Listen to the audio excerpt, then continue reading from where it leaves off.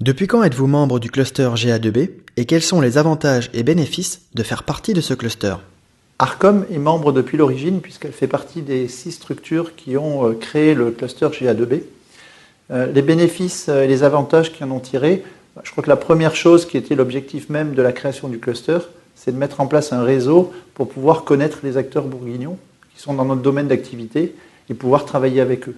Donc de ce côté-là, les 12 mois vécus avec les membres du cluster ont permis de se connaître et de créer des nouveaux projets. Quels produits et services propose votre entreprise? Donc Arcom, aujourd'hui, on est une PME d'une 50aine de personnes réparties sur une partie du territoire national. On a 2 activités principales.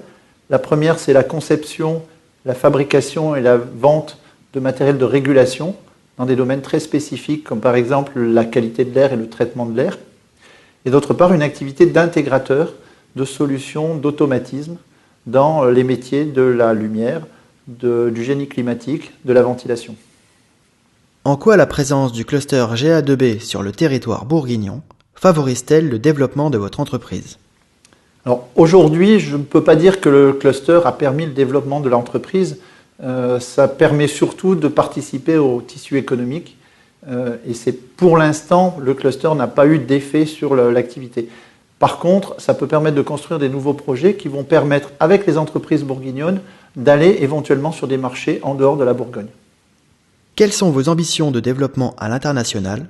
Le cluster GA2B peut-il vous y aider? Aujourd'hui, dans Arcom, on a une activité autour des contrôleurs sur l'éclairage public, activité qui est déjà présente à l'export.